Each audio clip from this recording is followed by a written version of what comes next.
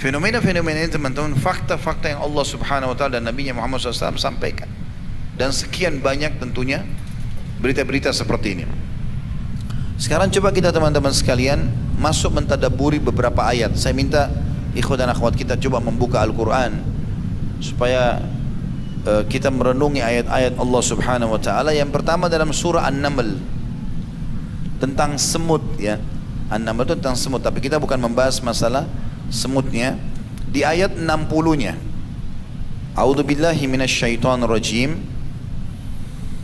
Allah berfirman, amman khalaqas samawati wal arda wa anzala lakum minas samai ma'an fa'ambatna bihi hadaiqa dhata bahjatin ma kana lakum an tumbitu syajaraha a ilahum ma'allah bal hum qaumun ya'dilun. Siapakah yang telah menciptakan langit dan bumi? Dari mana ini? Siapa yang pernah mengaku menciptakan langit dan bumi? Fir'aun pun yang mengaku Tuhan. Pada saat itu dia tinggi besar, kekar, gagah, kerajaannya menguasai setengah dunia, penyihir-penyihirnya kuat, tidak pernah mengatakan bahwasanya dia yang menciptakan langit. Dia cuma mengatakan aku Tuhan kalian yang tinggi. Tapi dia juga haus, dia juga lapar. Kalau tidak minum, tidak makan, dia juga mati, gitu kan? Bahkan dia mengeluarkan kotoran dari tubuhnya. Bagaimana Tuhan mengeluarkan kotoran? Allah menantang mengatakan, siapakah yang telah menciptakan dan cipta dari tidak ada menjadi ada? Lihat itu langit, bumi, dan maknanya masuk dalamnya semua yang ada di langit dan bumi itu. Dan yang menurunkan air untuk kalian dari langit. Teman-teman, kalau hujan turun, jangan hanya sekedar berlindung dari air hujan itu. Dari mana air ini? Siapa yang turunkan? Antum masuk kamar mandi tanpa buka kerannya, tiba-tiba airnya keluar. Kan kita buka keran itu, kecuali ada kebocoran mungkin lain, tapi tetap ada sumbernya. Dari mana ini? Allah mengatakan, lalu kami tumbuhkan dengan air itu kebun-kebun yang berpemandangan indah. Dengan air hujan, hutan-hutan, kebun-kebun jadi subur, buah-buahan keluar. Lalu Allah mengatakan, yang kamu, hai sekalian manusia, sekali-kali tidak mampu menumbuhkan pohon-pohonnya. Biar antum sarjana pertanian, sehebat apapun teori antum, kalau Allah tidak mau pohon itu tumbuh, tidak akan tumbuh. Berapa kali saya pernah tanamkan pohon dan tanam pohon, kemudian menaruh segala macam bibit, berharap berbuah, mangganya nggak keluar-keluar. Ada buah di pinggir jalan, pohon mangga, nggak ada yang punya, orang cuma tanam saja begitu. Buahnya luar biasa. Allah memberikan itu supaya kita faham gitu, ya. Apakah ada Tuhan selain Allah? Maka bahkan sebenarnya mereka adalah orang-orang yang menyimpang dari kebenaran. Saya punya rumah dulu, pernah saya kontrak di Jakarta beberapa tahun lalu, sekarang sudah saya pindah alhamdulillah. Tapi dulu di depan rumah itu ada halaman. Saya suka sekali dengan tanaman-tanaman, apalagi buah-buahan, pohon mangga, pohon jambu, pohon bidara gitu kan. Dan saya sering kali berharap bisa dapat pahala juga dari situ, karena pohon-pohon juga adalah makhluknya Allah. Dan Nabi SAW mengatakan, fi kulli kabidin ratbatin ajr, di setiap yang punya nyawa, kehidupan, maka ada pahala. Maka saya sebelum pergi ta'lim biasanya saya siramin tanaman itu. Satu waktu saya pernah agak telat sedikit, ta'lim jam 10, saya mau keluar setengah 10, setengah jam kadang-kadang pas-pasan kalau ke ta'lim naik motor keluarnya. Tapi saya juga harus memberikan hak bagi saya tanaman ini, saya harus siram. Lalu saya sambil siram, saya sambil berpikir, telat nggak ini ta'limnya? Subhanallah, waktu itu lagi terang matahari seperti sekarang. Tiba-tiba hujan turun. Pernah nggak lihat hujan turun matahari ada? Pernah kan? Sering terjadi begitu. Jadi tidak selamanya harus mendung kan gitu. Tapi hujannya sebentar, kayak hujan kaget saja, turun terus hilang gitu. Pada saat itu saya lagi nyiram tanaman yang ada di rumah itu, mungkin cuma 5 kali 5 meter. Siram mungkin 10 dan 15 menit lah kalau tanaman semua dibasahkan. Subhanallah, dalam hitungan detik hujan itu datang pergi, basah semua, satu Jakarta Timur. Saya langsung berkata, subhanallah, yang telah menurunkan air hujan dari langit, dengan sebentar semuanya basah. Kita dengan susah payah belum tentu bisa membasahi semua tanaman. Allah jadikan air hujan itu sebagai peringatan dan tanda-tanda kebesarannya. Ayat 61-nya Allah juga berfirman, lanjutannya, amman ja'alal arda qararan wa ja'ala khilalaha anharan wa ja'ala laha rawasi wa ja'ala laha rawasiya wa ja'ala bainal bahraini hajiza a ilahum ma'allah bal aktsaruhum la ya'lamun. Siapakah yang telah menjadikan bumi itu sebagai tempat berdiam? Sedikit dulu kita tenang di tadabburi di sini. Makna qarar, perhatikan bahasa Arabnya di sini. Amman ja'alal arda qarara. Qarar kata sebagian ulama bisa berarti tempat berdiam, bisa juga tempat berjalan. Kayak kita sekarang ijak-ijaki bumi berjalan, bisa dibanguni atasnya, bisa dicocok tanami tanamannya. Maknanya semua masuk dalam masalah itu. Siapakah yang telah menjadikan bumi sebagai tempat berdiam, ya, berlalu, dibanguni, diambil hasilnya, dan menjadikan sungai-sungai di celah-celahnya. Jadi sungai kalau kita lihat teman-teman, jangan cuma oh ini sungai, ambil airnya atau selesaikan hajat kita di situ. Siapa yang buat sungai itu? Berada di antara tebing-tebing batu keluar airnya. Allah ingatkan kita di sini. Dan yang menjadikan gunung-gunung untuk mengokohkan dan mengokohkan, maksudnya mengokohkan bumi ya. Jadi fungsi gunung itu seperti paku yang mengikat bumi ini supaya stabil. Makanya salah satu ciri hari kiamat, Allah SWT tarik semua gunung-gunung batu tersebut sehingga bumi ini seperti kapas. Allah jelaskan itu dalam banyak tentang fenomena hari kiamat, banyak ayatnya. Allah bilang siapa yang menjadikan gunung-gunung dan untuk mengokohkan bumi ini dan menjadikan suatu pemisah antara dua laut. Kalau belum pernah lihat teman-teman bisa lihat cuplikan di YouTube banyak. Dua laut maksudnya laut air asin dan air tawar. Saya pernah melihat itu, cuplikan cukup banyak. Jadi warnanya di sini biru asin, di sini birunya tawar ya, dan tidak bersatu satu sama yang lain. Orang kadang-kadang cuma mengatakan, oh luar biasa ya. Oh, tidak beriman sama Allah. Kalau kita mengatakan subhanallah yang telah menciptakan itu. Bagaimana bisa fakta laut sebesar itu dengan segala macam yang ada di dalamnya dari hewan-hewannya, lalu kita belum yakin ada Tuhan yang menciptakan. Bahkan sebenarnya kebanyakan dari mereka tidak mengetahuinya, maksudnya tidak mau belajar dan merenungi masalah itu. Lalu ayat 62, amman yujibul muttarra idza da'ahu wa yakshifus su' wa yakshifus su'a wa yaj'alukum khulafa'al ard a ilahum ma'allah qalilan ma tadhakkarun. Siapakah yang memperkenankan doa orang yang dalam kesulitan apabila ia berdoa kepadanya? N-nya besar kata ganti Allah. Dan yang menghilangkan kesusahan dan yang menjadikan kamu manusia sebagai khalifah di muka bumi atau pemimpin. Apakah di samping Allah ada Tuhan yang lain? Adakah Tuhan yang lain yang bisa mendatangkan itu semua? Amat sedikitlah kamu mengingat itu atau mau merenungi itu. Ini semua sebab-sebab kenapa kita membahas tema ini. Teman-teman sekalian, yakinlah sebagai seorang muslim, kalau kita sedang mendapatkan nikmat, kayak kita sekarang punya kesehatan, Masya Allah, tadi mungkin teman-teman sempat sarapan pada saat datang misalnya, apa saja oksigen sekarang kita bisa hirup sehingga kita bisa bernafas, cahaya yang ditangkap oleh mata kita ini semua dari terangnya matahari, semua ini kita dan nikmat-nikmat itu semuanya yang ciptakan itu adalah Allah, yang bisa mempertahankan Allah, yang akan menghilangkan Allah. Sebagaimana juga kalau kita sedang ada kesulitan, kalau kita sakit, yang ciptakan kita Allah, la ilaha illallah, tidak ada Tuhan selain Allah yang berhak disembah. Yang menciptakan penyakit Allah, yang bisa menyembuhkan Allah. Kenapa Ustaz saya setiap kali sakit kalau ke dokter lama sekali sembuh? Karena antum bergantung pada dokter, bukan bergantung pada Allah. Resepnya sederhana. Kalau antum lagi sakit mau ke dokter, sebelum ke dokter angkat tangan ke langit dulu. Setelah memuji alhamdulillah wassalatu wassalamu ala rasulillah, puji Allah, salawat kepada Nabi SAW, baru mengatakan ya syafi, wahai zat yang memberikan kesembuhan, ishfini, sembuhkan aku. Tidak bisa bahasa Arab, ya Allah sembuhkan aku, hanya engkau Tuhanku, jadikanlah dokter ini penyebab aku sembuh. Ke dokter dikasih resep cocok sembuh, bukan dokter yang sembuhin. Makanya resep dokter itu selalu tertulis semoga lekas sembuh. Nggak ada pasti sembuh kan? Dia nggak mungkin jamin pasti sembuh. Dia cuma bisa berusaha. Ada orang jadikan Allah nanti nomor 30. Pertama dokter ini nggak berhasil, pindah dokter itu nggak berhasil, pindah dokter ini nggak. Nanti kalau sudah betul-betul dokter angkat tangan, baru sholat tahajud. Hah? Kenapa nggak dari awal tahajud dulu? Berapa banyak orang Allah sembuhkan tanpa dokter? Banyak orang sakit di padang pasir, nggak ada obatnya.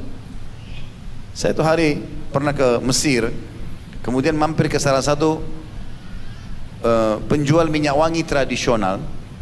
Rupanya mereka dari suku Badui asli padang pasir Mesir gitu. Mereka ceritakan, kami tidak punya obat, tidak punya dokter. Sakit ya sakit, tapi kami selalu sembuh. Lalu mereka mempromosikan beberapa produk mereka, dari daun-daun bunga, mereka rendam dengan air, mereka taruh di tanah, terus berubah semacam ada minyaknya, lalu dipakailah digosok badan. Saya sempat membeli ini untuk menghilangkan sakit ini, sakit itu, kami sudah coba dan seterusnya. Allah SWT jaga mereka, gitu kan? Jadi teman-teman, kita jangan menjadi orang yang menjadikan Allah nomor kesekian, tidak. Makanya kita sebelum keluar rumah disuruh berdoa, sebelum makan berdoa, sebelum minum berdoa, sebelum pakai baju berdoa, sebelum biologis berdoa, supaya hubungkan semua perbuatan kita dengan Allah Subhanahu wa taala. Allah akan mudahkan setelah itu. Lalu kemudian Allah mengatakan juga di ayat 63-nya, ini sampai ayat 75 ya.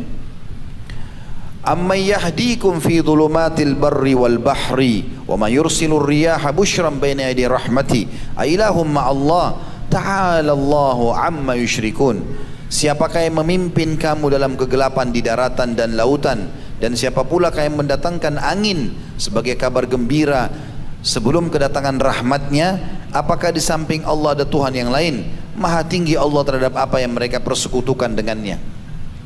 Maksudnya adalah, siapa yang memberikan kalian panduan pada saat gelap gulita di hutan misalnya, kalian masih bisa berjalan, masih ada sedikit yang kalian lihat cahaya. Gak ada, kalau kecuali ada, pasti ada Tuhan di situ, ada campur tangan pencipta yang mengatur itu semua.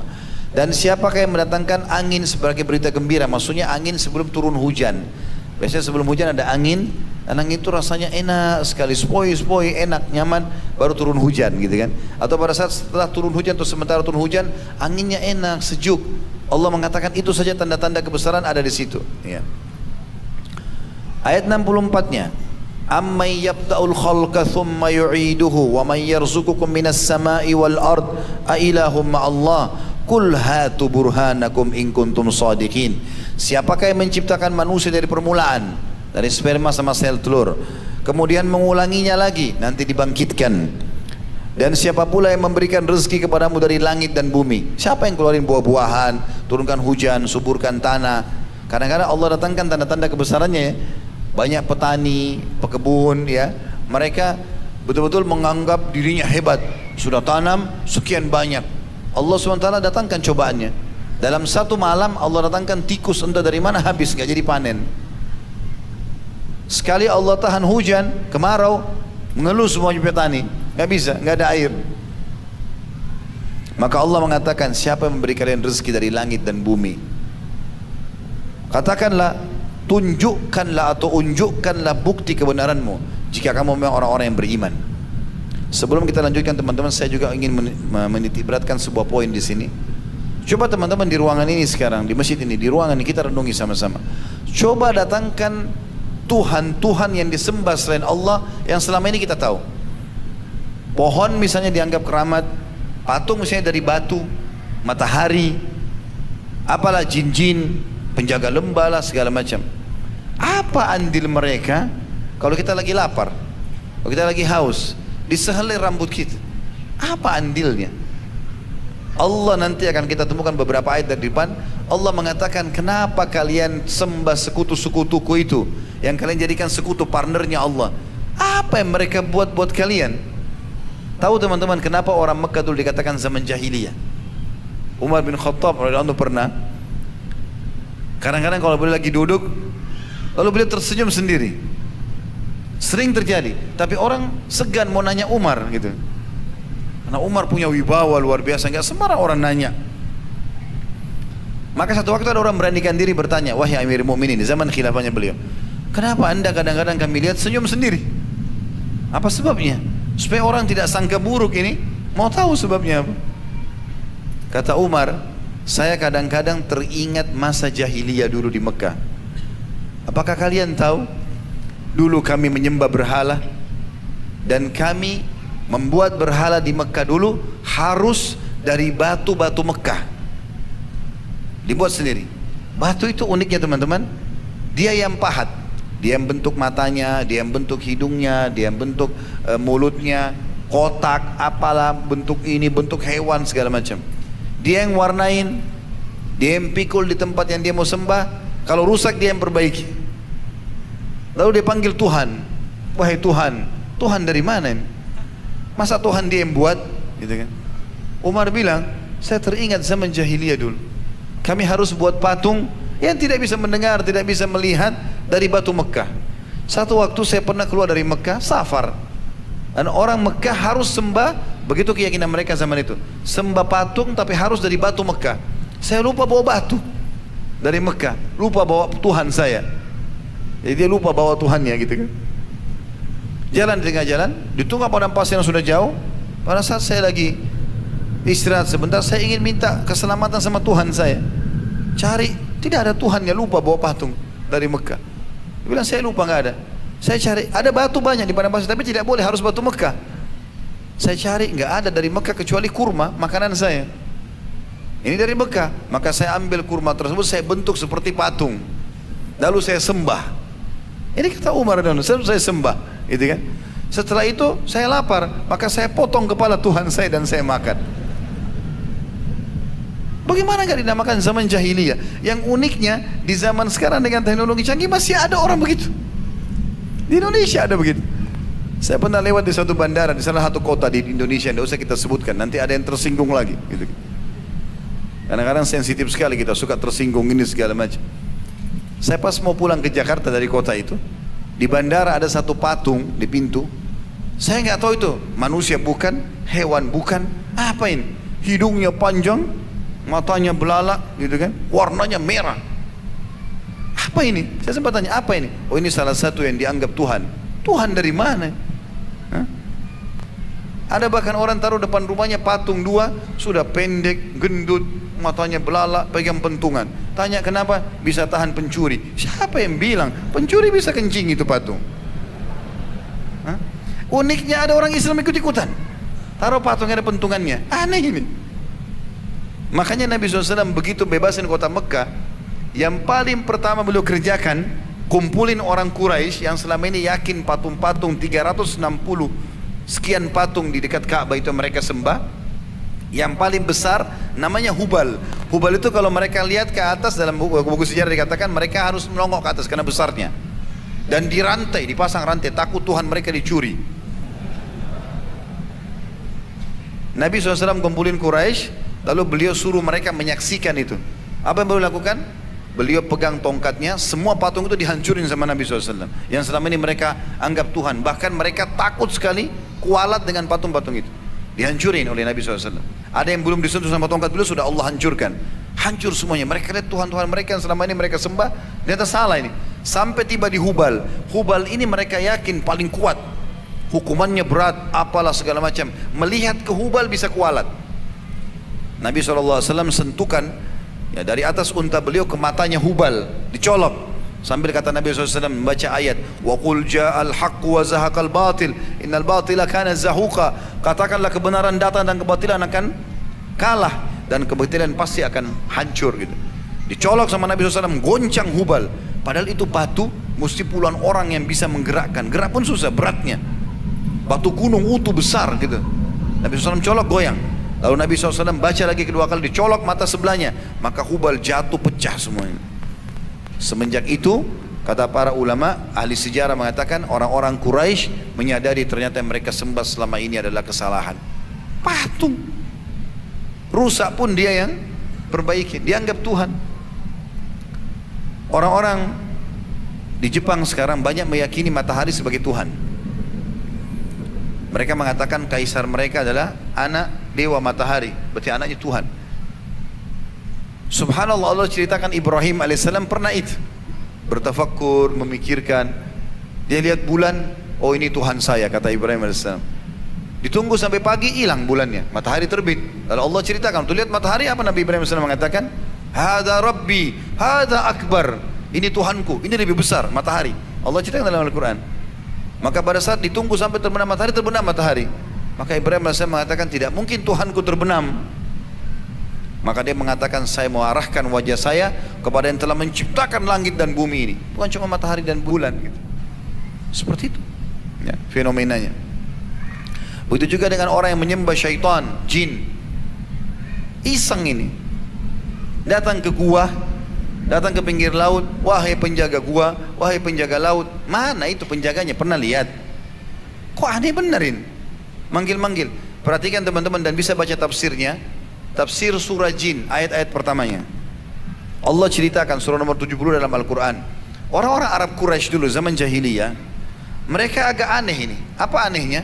Mereka kalau jalan safar, perjalanan jauh, kalau nginap di sebuah lembah, turun di sebuah lembah, maka pemimpin kafilah, yang memimpin kafilah itu langsung bilang sama orang-orang yang sedang jalan sama dia, kumpulkan bekal-bekal makan kalian, keluarkan sebagian. Diambillah, kayak sesajen gitu. Dia minta dari orang-orang yang jalan sama dia. Lalu dia datang ke tengah-tengah lembah padang pasir, lalu dia mengatakan, wahai penjaga lembah, ini setengah bekal kami, jangan ganggu kami ya. Ini tradisi jahiliyah dulu. Apa kata Allah? Maka fazaduhum rahaqa. Semua syaitan ada di lembah itu tadinya nggak ganggu mereka, tapi akhirnya mengganggu mereka gara-gara perbuatan itu. Alam semesta ini teman-teman, bumi ini, lereng-lereng gunung, gua-gua, lautan, yang ciptakan Allah, yang jaga merawatnya adalah Allah, dan Allah mengutus para malaikat. Baca surah nomor 77 dan 79 dalam Al-Quran.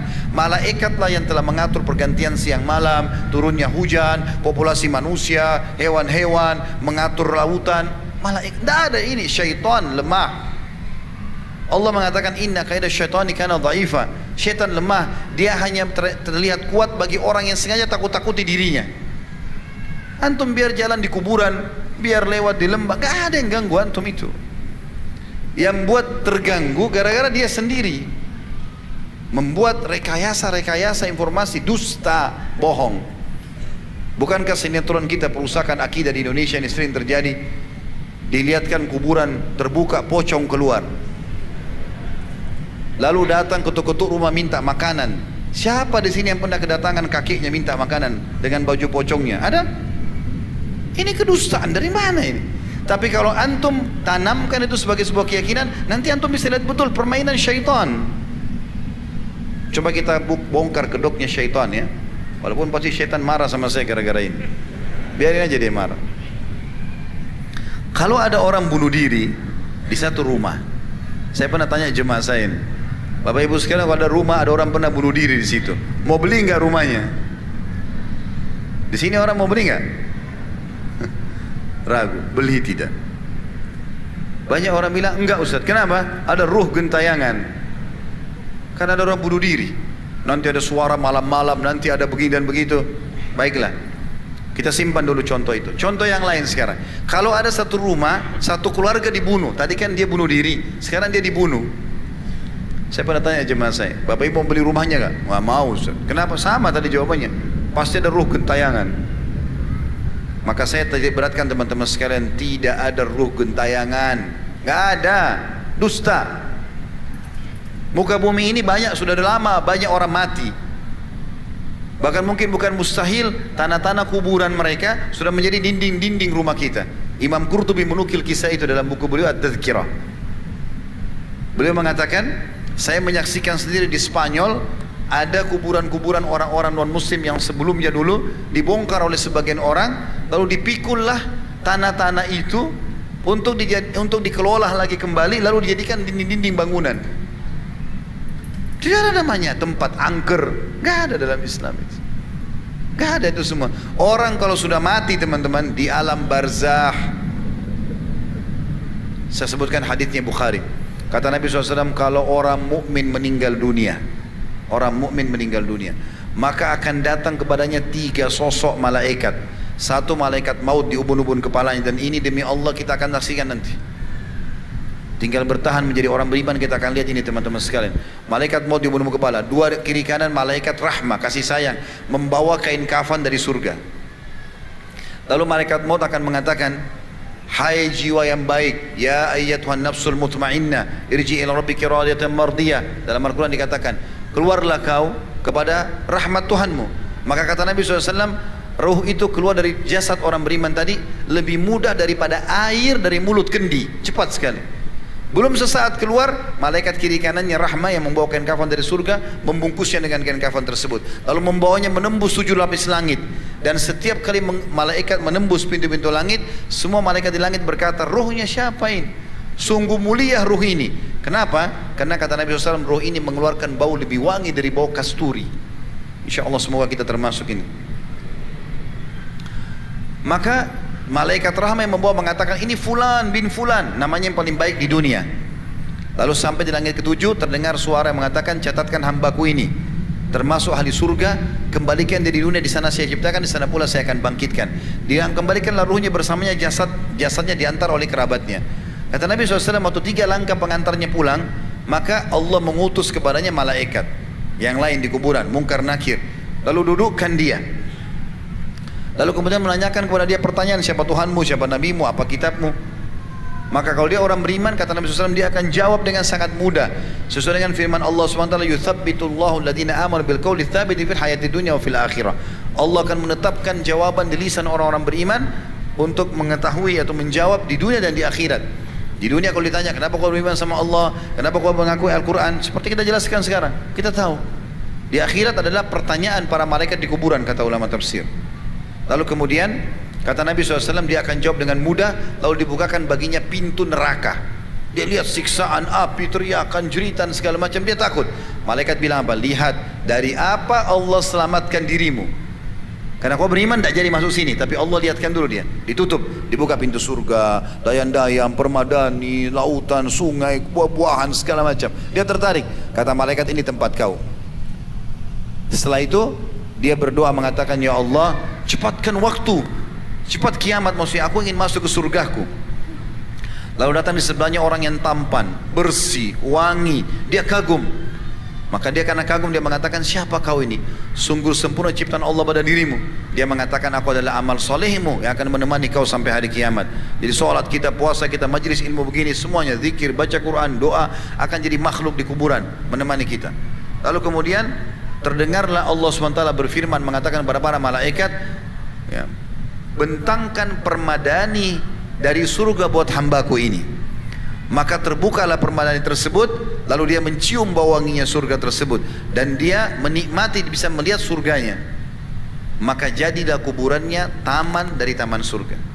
Taman dari taman surga. Ini kalau orang beriman, selamanya sampai hari kebangkitan. Kalau orang fasik, muslim lebih banyak dosanya, dan orang kafir, kafir masuk orang musyrik, orang munafik, semua masuk dalam kafir, maka akan datang 3 sosok malaikat. 1 malaikat maut di bunuh-bunuh kepala, 2 malaikat penyiksa di kiri kanannya, bawa kain kafan dari neraka. Lalu akan berkata malaikat maut, hai jiwa yang busuk, keluar kepada murka Tuhanmu. Wa na'udzubillah. Semoga Allah selamatkan kita dari ini. Maka yang terjadi teman-teman sekalian, ruhnya enggak mau keluar, kata Nabi SAW, berantakan di tubuhnya. Maka malaikat maut mencambuk wajah dan bokong mereka dengan keras, sebagaimana Allah jelaskan dalam surah Al-Anfal. Maka dicabutlah ruhnya dengan cara paksa. Kata Nabi SAW, ibaratnya seperti bulu domba yang dibasahkan, dililitkan di pohon berduri, lalu ditarik dengan keras sehingga berantakanlah bulu domba itu. Belum sesaat keluar, ditangkap oleh malaikat kiri kanan penyiksa, dibungkus dengan kain kafan dari neraka, dibawa ke langit. Baru di langit pertama saja para malaikat menolak sambil mengatakan, siapa ini? Ruh siapa ini? Sungguh buruk ruh ini. Kenapa? Karena Nabi SAW mengatakan ruh itu mengeluarkan bau lebih busuk dari bangkai. Wa na'udzubillah. Maka malaikat yang membawanya mengatakan penyiksa, ini fulan bin fulan, namanya yang paling buruk di dunia. Maka terdengar Allah mengatakan, catatkan hambaku ini termasuk ahli neraka, belum sempat naik ke langit-langit, gitu kan. Dan kembalikan di dunia, karena sana saya ciptakan, di sana pula saya bangkitkan. Dikembalikanlah jasadnya itu atau ruhnya ke dalam jasadnya atau di kuburan. 3 langkah orang melangkah pulang, maka datang malaikat dudukan dia, tanya siapa Tuhanmu, siapa Nabimu, apa kitabmu. Dia tidak bisa jawab. Ingat, muslim pun tapi banyak dosanya, tidak sempat taubat, dia hanya berkata seperti orang-orang kafir, innama aqulu kama kana yaqulun nas. Saya nggak tahu, saya cuma ikut-ikut dulu orang bilang apa. Lalu kemudian setelah itu dibukakan baginya pintu surga oleh para malaikat. Dia kagum lihat, ya, luar biasa indahnya. Maka dia pun berkata, malaikat pun berkata, lihat dari apa kau haramkan dirimu. Kalau kau beriman beramal saleh, kau akan masuk sini dulu. Ditutup, dibuka pintu neraka, siksaan, pedih, anas, segala macam, teriakan, jeritan. Dia takut pada malaikat, ini tempat kau sekarang. Kau nggak bisa menghindar dari sini. Maka dia pun berkata, ya Allah, jangan cepatkan waktu, jangan cepatkan kiamat, karena aku tidak ingin masuk ke nerakaku. Lalu kemudian setelah itu datang di sebelahnya orang yang tampannya buruk, bau badannya busuk, menakutkan. Dia takut, dia mengatakan, pergilah, siapa kau ini? Sungguh buruk ciptaan Allah pada dirimu. Maka orang itu mengatakan, aku adalah dosa-dosamu yang akan menemani kau sampai hari kiamat. Zinanya, dustanya, segala macam akan temani dia. Kemudian setelah itu kata Nabi SAW, dinding kuburannya dalam hadis Bukhari, dinding kuburannya akan menjepit tubuhnya sampai tulang rusuknya seperti ini. Riwayat lain, Allah mengutus malaikat, riwayat Bukhari juga, yang tidak punya pendengaran dan penglihatan. Allahu alam bagaimana, membawa sebuah besi. Yang besi itu kalau seluruh jin dan manusia bersatu untuk membalik, mereka tidak akan mampu karena beratnya. Dipukulkanlah kepada orang ini, dan seluruh makhluknya Allah mendengarkan kecuali jin dan manusia. Karena kalau mereka dengarkan cambukan malaikat itu, mereka akan meninggal seketika. Maka jadilah kuburannya lubang dari lubang neraka. Kenapa Ustaz datangkan riwayat sepanjang seperti ini? Karena saya mau hubungkan tadi dengan masalah itu, ruh gentayangan tadi. Orang yang tadi contoh pertama bunuh diri dosa bukan? Hah? Masih ada yang ragu dosa nggak? Karena di Indonesia ini masih ada yang minum baygon lah, putusin urat nadinya lah, buang dirinya. Ini kenapa bunuh diri? Dan aneh, karena putus cinta, karena PHK kerja, masih bisa nikah sama yang lain, bisa kerja yang lain, gitu kan? Tapi jelas seperti itu. Orang yang bunuh diri tadi dosa, berarti dia di kuburannya sedang disiksa. Nggak ada lagi gentayangan datang ke rumah ganggu-ganggu orang, keluarin suara, nggak ada. Orang juga tadi yang dibunuh sekeluarga, contoh yang kedua, kalau mereka muslim, orang yang dibunuh membela kehormatannya, membela hartanya, membela keluarga, mati syahid. Maka mereka kuburannya jadi taman dari taman surga. Juga tidak akan keluar gentayangan ganggu orang. Lalu Ustaz, dari mana suara bayi di rumah saya, ada suara ini di atap saya, ada begini dan begitu. Itu permainan syaitan yang ada di sekitar rumah antum. Kapan antum besar-besarkan, makin jadi dia. Oh, kayaknya saya takut ke belakang rumah, nanti ada suara ini. Padahal tidak ada suara sebelumnya, dia yang buat itu. Datanglah syaitan seperti dari kasus orang-orang Quraisy di lembah. Tidak ada apa-apa wahai penjaga lembah, jangan ganggu kami. Maka Allah bilang, syaitan makin kerjain mereka. Antum kalau lewat di sebuah rumah ada orang bunuh diri, misalnya pagarnya 10 meter, begitu antum jalan, syaitan di situ keliling. Itu orang yang bunuh diri, perempuan, rambutnya panjang, matanya belalak, gini-gini. Kalau antum takut, balik ke sana, ada kita lihat betul, itu permainan syaitan.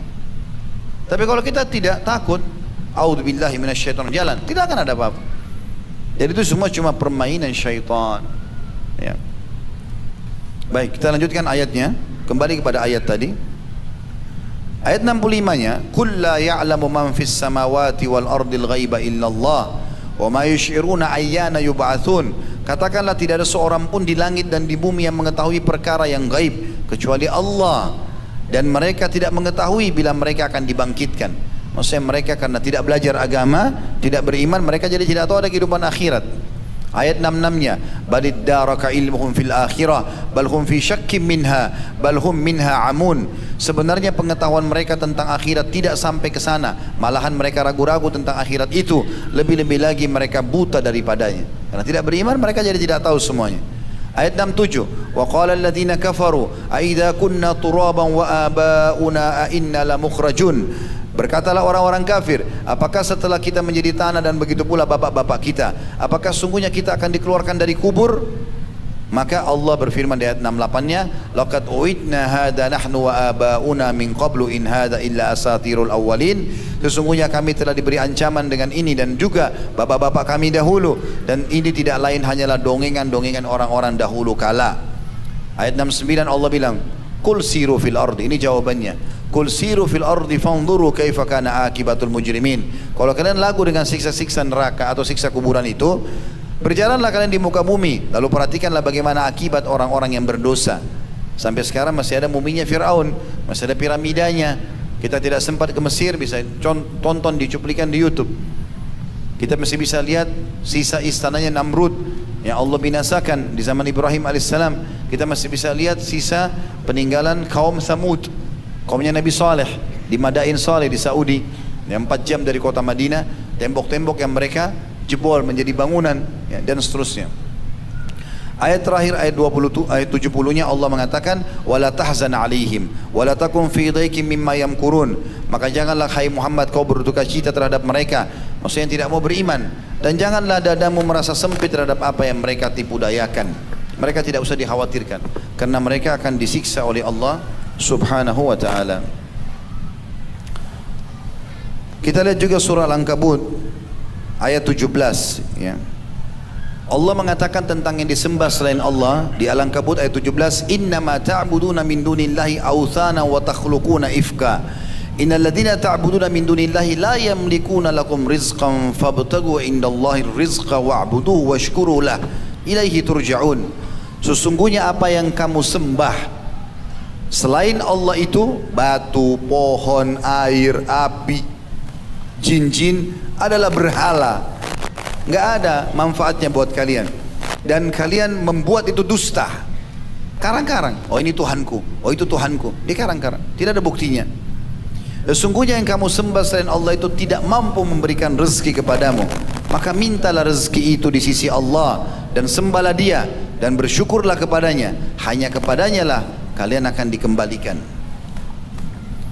Itu juga ayat-ayat mulia, kita percepat sedikit karena waktunya. Surah Ar-Rum surah nomor 30 di ayat 20, mulai ayat 20-nya. A'udzubillahi minasyaitonirrajim. Allah menjelaskan dan memperkenalkan dirinya tentang bukti-bukti kalau Dia pencipta. Wa min ayatihi an khalaqakum min turabin thumma idza antum basharun tantashirun. Dan di antara tanda-tanda kekuasaannya Allah ialah Dia menciptakan kamu dari tanah, kemudian tiba-tiba kamu menjadi manusia yang berkembang biak. Adam alaihissalam dari tanah, dan kata Nabi SAW, kalian semua dari Adam dan Adam dari tanah. Ayat 21-nya, wa min ayatihi an khalaqa lakum min anfusikum azwajan litaskunu ilaiha wa ja'ala bainakum mawaddatan wa rahmah inna fi dzalika laayatin liqaumin yatafakkarun.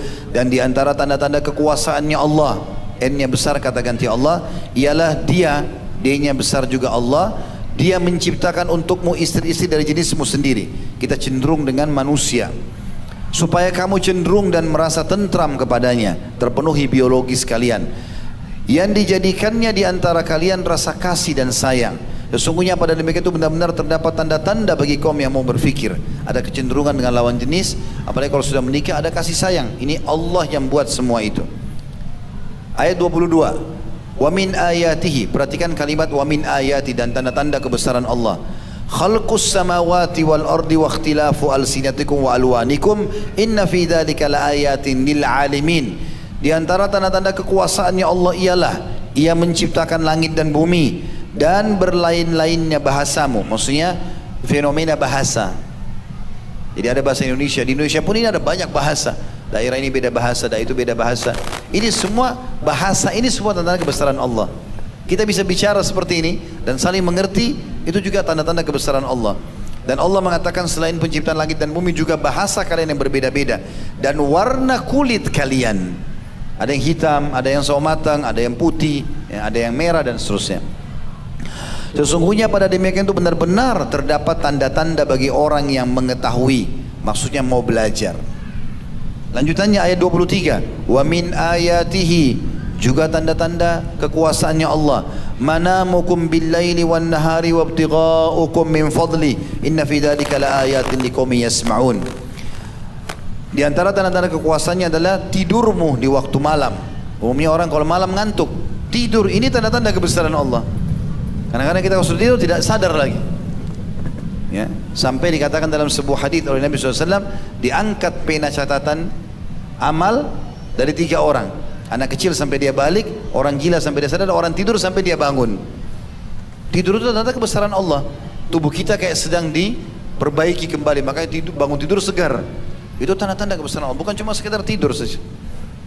Allah juga mengatakan Di antara tanda-tanda kalian ada tidurmu di waktu malam dan siang hari, dan usahamu mencari sebagian dari karunia-Nya, maksudnya mencari rezeki, punya keinginan bekerja. Sesungguhnya pada yang demikian itu benar-benar terdapat tanda-tanda bagi kaum yang mau mendengarkan. Ayat 24, wa min ayatihi yurikumul barqa khawfan wa tama'an wa yunazzilu minas sama'i ma'an fayuhyi bihil ard ba'da mautiha inna fi dzalika laayatin liqaumin yaqilun. Di antara tanda-tanda kekuasaannya juga adalah dia memperlihatkan kepadamu kilat yang menimbulkan ketakutan dan harapan. Fenomena listrik kilat yang besar kita bisa lihat gitu kan. Dan dia menurunkan hujan dari langit, lalu menghidupkan bumi dengan air itu sesudah matinya. Tadinya tandus, begitu turun hujan sedikit, tumbuhlah tumbuh-tumbuhan. Sesungguhnya pada demikian itu benar-benar terdapat tanda-tanda bagi kaum yang mempergunakan akalnya. Ayat 25, wa min ayatihi an taqumas sama'u wal ardu bi amri thumma idza da'akum da'watan minal ardi idza antum takhrujun. Dan di antara tanda-tanda kekuasaannya ialah berdirinya langit dan bumi dengan iradatnya atau dengan keinginan Allah SWT. Kemudian apabila dia Allah memanggil kamu sekali panggil dari bumi, seketika itu juga kamu keluar dari kubur. Nanti hari kiamat Allah cuma memanggil dengan satu seruan, semuanya bangkit lagi makhluk untuk dihisab. Ayat 26-nya, walahu man fis samawati wal ard kullun lahu qanitun. Kepunyaan Allah lah siapa saja yang ada di langit dan di bumi, semuanya hanya tunduk kepadanya. Ayat 27-nya ini sampai ayat 27 di sini, wa huwal ladzi yabda'ul khalqa thumma yu'iduhu wa huwa ahwanu 'alaihi wa lahul mathalul a'la fis samawati wal ard wa huwal azizul hakim. Dan dialah yang telah menciptakan manusia dari permulaan, sperma sama sel telur, kemudian dia mengembalikan atau menghidupkannya kembali di hari kiamat nanti, dan menghidupkan itu adalah lebih mudah baginya, dan baginya lah sifat yang maha tinggi di langit dan di bumi, dan dialah yang maha perkasa lagi maha bijaksana. Pernah ada satu orang Quraisy datang, kemudian dia mengambil tulang unta dihancurin, lalu dia ambil, lalu dia lempar ke wajah Nabi SAW sambil mengatakan, man yuhyil idhama wa hiya ramim. Hai Muhammad, siapa yang bisa hidupkan lagi tulang-tulang ini setelah hancur begini jadi debu? Maka Allah turunkan dalam surah Yasin, qul yuhyiha alladhi ansha'a wala marra wa huwa bikulli khalqin alim. Katakan hai Muhammad, yang akan mengembalikan lagi dia utuh menjadi tulang dan hidup lagi ada dagingnya adalah yang telah menciptakannya pertama kali, dan dia maha mengetahui ciptaan-ciptaannya. Mungkin kita tutup dengan ini walaupun cukup banyak ya ayat-ayat Al-Waqi'ah, surah Al-Waqi'ah ayat 57 ya, dimulai dari ayat 57. Ada beberapa sebenarnya, ada surah Luqman, ada surah Ghafir, Fatir, ada surah Qaf. Hampir semua ayat Al-Quran bicara tentang masalah keajaiban ini. Tapi kita tutup dengan ini insyaAllah bagi ayatnya. Nanti kita akan coba tambahkan sedikit dengan kisah. Surah Al-Waqi'ah, surah nomor 56, ayatnya ayat 57. A'udzubillahi minasyaitonir rajim. Allah berfirman, nahnu khalaqnakum falawla tusaddiqun. Wahai para manusia, kamilah yang telah menciptakan kalian, maka mengapa kalian tidak mempercayai itu, tidak membenarkan? Tidak ada pencipta lain. Lalu Allah ajak kita berfikir. Ayat 58-nya, afara'aitum ma tubnun, maka coba terangkan kepadaku tentang nutfah yang kamu pancarkan, spermamu itu bagi kaum laki-laki. Ayat 59, a antum takhluqunahu am nahnul khaliqun, kamu kaya menciptakannya atau kami kayak menciptakannya? Tidak ada opsi lain.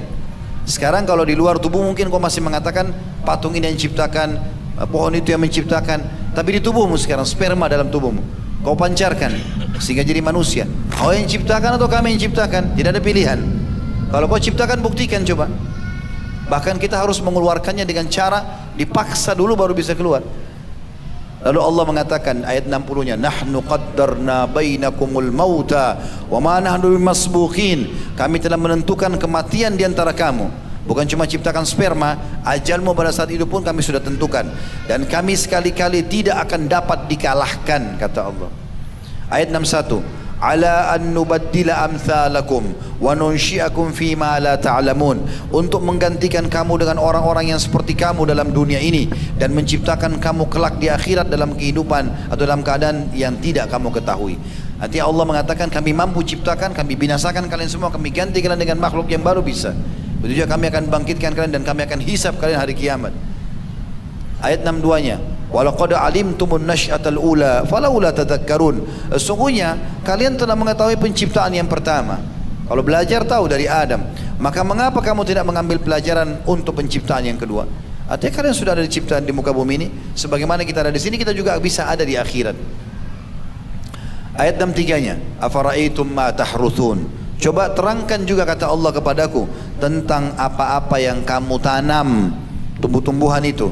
Ayat 64-nya, antum tazra'unahu am nahnuz zari'un. Kamu yang menumbuhkannya atau kami yang menumbuhkannya? Yang kau tanam sekarang, kau yang tumbuhkan atau kami yang tumbuhkan? Coba dengan caramu sendiri. Tidak usah kasih air, tidak usah kasih pupuk, bilang saja tumbuh, nggak bakal tumbuh. Berarti kau tidak bisa. Atau kami yang ciptakan, sehingga kami membuat keluar daunnya, ukurannya, buahnya, kadar airnya, dan kami mudahkan kau dapat air bisa menyiramnya. Allah mengatakan ayat 65-nya, lau nasya'u laja'alnahu hutaman fadhaltum tafakkahun. Kalau kami kehendaki, benar-benar kami jadikan dia hancur dan kering, tumbuh-tumbuhan kalian itu, maka jadilah kamu heran dan tercengang. Tadi saya kasih contoh, petani sudah tinggal panen besok padinya, Allah datangkan tikus, habis semua. Mereka cuma bisa tercengang, kok bisa ya? Ujungnya manusia cuma bilang, kok bisa? Ayat 66, inna lamugramun. Lalu mereka sambil berkata yang tercengang tadi tanamannya hancur semua, sesungguhnya kami benar-benar menderita kerugian. Ayat 67-nya, bal nahnu mahrumun. Bahkan kami menjadi orang-orang yang tidak mendapat hasil apa-apa. Ayat 68-nya, afara'aitumul ma'a alladhi tashrabun. Ini yang ketiga Allah ingatkan di sini. Terangkan kepadaku tentang air yang kau minum. Ini air yang kita lihat sekarang depan mata. Siapa yang membuat air seperti ini syairan? Dan siapa yang menciptakan kita juga? Dan siapa yang membuat kita butuh dengan air ini? Dan subhanallah, kalau kita haus teman-teman, kita nggak bisa ganti yang lain. Kita kalau haus, makan tambah haus, harus minum. Tidak bisa tidak, dan harus ini. Aneh gitu kalau orang tidak yakin dan tidak faham masalah ini. Allah bilang, coba lihat air yang kalian minum, terangkan kepadaku. Ayat 69, aantum anzaltumuhu minal muzni am nahnul munzilun. Apakah kami yang menurunkannya atau apakah kamu yang menurunkan dari langit atau kami yang turunkan? Makna tafsirnya adalah, kalau kalian mengatakan hujan kalian turunkan, coba turunkan setetes saja. Atau kami yang turunkan. Kalau kami turunkan berarti kalian harus beriman. Ayat 70-nya, lau nasya'u ja'alnahu ujajan falaula tashkurun. Kalau kami kehendaki niscaya kami jadikan air yang turun hujan itu asin, maka mengapa kau tidak bersyukur? Kalau kami jadikan asin, tidak bisa kalian fungsikan. Minum air asin tidak bisa, walaupun suci. Yang terakhir, yang keempat, Allah ingatkan ayat 71, afara'aitumun nara allati turun. Terangkan kepadaku tentang api yang kamu nyalakan. Maknanya adalah dengan menggosok-gosokkan kayu atau batu. Ayat 72-nya, antum ansya'tum syajarataha am nahnul munsyi'un. Kamu yang menjadikan kayu itu atau kami yang menjadikannya? Yang kalian jadikan kayu bakar, potong dari pohon lalu jadikan kayu bakar lalu dibakar, lalu terbakarlah. Itu pohon-pohon yang kalian jadikan sebagai bahan bakar. Kalian yang menciptakan kah? Atau kami yang menciptakan, kata Allah. Ayat 73-nya, nahnu ja'alnaha tadhkiratan wa mata'an lil muqwin. Sesungguhnya kami jadikan api itu untuk peringatan dan bahan yang berguna bagi musafir di padang pasir. Ayat terakhir 74, fasabbih bismi rabbikal azim. Maka bertasbihlah dengan menyebut nama Tuhanmu yang maha besar. Maksudnya berimanlah dan patuhlah kepadanya. Kita akan tutup teman-teman sekalian, sudah jam 10, saya ambil beberapa menit saja dengan kisah-kisah, beberapa kisah yang ingin saya sampaikan. Mudah-mudahan keburu insyaAllah, tentang fenomena orang-orang yang sudah meyakini apa saja yang tadi sudah kita sampaikan ini, dan bagaimana realisasi dalam kehidupan mereka sehari-hari. Mudah-mudahan dengan ini kita bisa ambil pelajaran insyaAllah dan lebih menambah keimanan kita. Ada sebuah buku yang saya baca ini. Buku ini judulnya Kisah-Kisah Nyata, ditulis oleh Ibrahim bin Abdullah Al-Hazimi, diterbitkan oleh Darul Haq ya. Ini bukan tulisan saya, tapi cukup menarik buku ini, banyak kisah-kisahnya. Di antaranya adalah ada kisah dinukil oleh Abu Farraj Ibnu Jauzi rahimahullah. Beliau berkata, aku pernah mendengar bahwasanya ada seorang dari golongan mulia dan terkemuka berjalan melintasi sebuah kuburan. Tiba-tiba dilihatnya ada seorang perempuan yang cantik mengenakan baju hitam. Dipandanglah perempuan tersebut, akhirnya dia pun jatuh hati. Lalu dia menulis sepucuk surat untuk si perempuan itu. Dia mengatakan, sebelumnya aku kira matahari itu hanya satu dan hanya bulan yang berhak mendapat sifat kecantikan, hingga akhirnya aku melihatmu saat mengenakan baju duka yang berwarna hitam dan pelipismu terangkai indah di atas pipi. Maka aku pun berlalu, sementara hatiku dipenuhi rasa suka, jantungku bergetar dan air mata pun bercucuran. Jawablah ungkapan ini seiring dengan ucapan terima kasih, dan gunakanlah kesempatan untuk menyambung hubungan dengan orang yang sedang kasmara. Maksudnya ini syair cinta, jadi cinta dengan seorang wanita. Setelah ditulis, dilemparkan surat tadi ke arah perempuan yang dia lihat dekat kuburan tadi. Tak kala si perempuan telah selesai membaca surat itu, dia menjawab tulisan itu. Dia mengatakan, bila anda memang memiliki garis keturunan dan nasab yang bersih, sesungguhnya orang yang mulia dikenal dengan sifat menundukkan pandangan dari yang haram. Dan sesungguhnya para pezina itu adalah manusia yang tidak bermoral. Sadarilah bahwa pada hari kiamat nanti anda akan dihadapkan di hadapan Allah. Urungkan harapanmu, semoga Allah melaknat anda sebagai laki-laki bila tidak mau, sebab hatiku sudah terpaling dari perbuatan keji. Kata Ibnu Qayyim, setelah si pria membaca balasan suratnya tadi, dia memaki dirinya sendiri. Seraya berkata, apakah pantas ada wanita yang lebih berani meninggalkan keburukan dibanding kamu sementara kau laki-laki? Lalu pria tadi bertaubat kepada Allah dan mengenakan baju dari bahan wol. Kemudian pergi ke Baitullah Al-Haram di Ka'bah. Suatu hari, maksudnya dia beribadah di sana, dekatkan diri kepada Allah, sudah tidak pikir lagi masalah dunia. Satu hari saat dia sedang dalam tawaf, tiba-tiba dia lihat wanita cantik yang dulu pernah dia sukai. Dia juga mengenakan baju dari wol, wanita itu. Si wanita berkata kepadanya, alangkah pantasnya penampilan seperti ini untuk seorang yang mulia. Maukah anda melakukan sesuatu yang boleh untuk anda? Maksudnya menikahi dia, si wanita ini. Maka si pria menjawab, dulu aku memang mengharapkan hal itu, tapi itu sebelum aku kenal dan cinta kepada Allah. Dan sekarang aku terlalu sibuk dengan kecintaan kepada Allah untuk mencintai yang lain lagi. Maka si wanita tadi berkata kepadanya, bagus. Kemudian wanita itu tawaf sambil membaca syair. Kita bertawaf dan saat itu tampak banyak bayangan indah tentang kecintaan kepada Allah, bayangan yang menjadikan kita lalai untuk memandang dan mendengar yang lainnya. Apa makna kisah ini teman-teman sekalian? Artinya ada cinta yang lebih mulia daripada cinta sama pasangan atau yang haram. Itu cinta kepada Allah SWT. Itu kalau sudah tertanam dalam hati, itu luar biasa. Kalau teman-teman sudah mulai masuk dalam tahapan bagaimana caranya supaya mendekatkan diri kepada Allah, hadir majlis ilmu, sudah mulai sholat, puasa segala macam, terus saja dalam masalah itu dan tutup pintu-pintu maksiat. Akan sampai nanti kita pada sebuah titik teman-teman, baca Quran gak mau berhenti, sujud gak mau diangkat kepalanya, berdoa rasanya gak mau berhenti berdoa, ada kesempatan berbuat baik selalu mau berbuat baik. Itu karena sudah tanda keimanan. Selama masih ada dosa tidak bisa itu terjadi. Maka dosa ini masalah besar bagi kehidupan kita.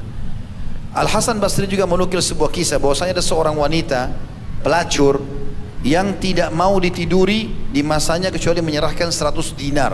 Ini banyak sekali, ratusan juta rupiah kalau kita sekarang. Maka ada seorang laki-laki miskin, dia pengen sekali karena lihat perempuan ini sangat tertarik, sangat cantik, tinggi, putih, segala macam fitnah perempuan yang lebih ada pada dia. Sampai dia bekerja, kata Hasan Basri, dia bekerja hanya untuk, dia banting tulang hanya untuk mengumpulkan uang 100 dinar itu. Terus dia bekerja sampai dia penuhi uang itu hanya untuk berzina sekali dengan wanita ini. Maka datanglah dia ke tempat wanita tersebut sambil mengatakan, sungguh engkau telah membuat aku kagum. Kemudian aku pergi dan bekerja membanting tulang hingga berhasil mengumpulkan 100 dinar. Maka si wanita tadi mengatakan, serahkanlah uangmu kepada pelayanku agar dicek keaslian dan ditimbang beratnya. Setelah dibayarkan, si wanita tadi berkata, masuklah. Si wanita itu mempunyai rumah yang terhias indah dan ranjang dari emas. Ketika masuk, wanita itu berkata, ayolah, maksudnya berzina. Tak kala pria itu telah duduk, kata Ibnu Hasan Basri rahimahullah dalam kisah ini, dengan posisi duduknya seseorang yang ingin berzina, maksudnya di atas perempuan tersebut. Pada saat itu dia tiba-tiba mengingat bagaimana si laki-laki ini bagaimana nanti dia mempertanggungjawabkan perbuatan zina di hadapan Allah. Tubuhnya tiba-tiba menjadi gemetar dan syahwatnya hilang. Maka dia tiba-tiba berkata pada wanita itu, biarkanlah aku keluar dari rumah ini. Tidak jadi, dia tarik kemaluannya, tidak jadi berzina. Dan uang 100 dinar ambil saja untukmu. Maka kata Hasan Basri dengan penuh rasa heran, si wanita tadi bertanya, ada apa denganmu?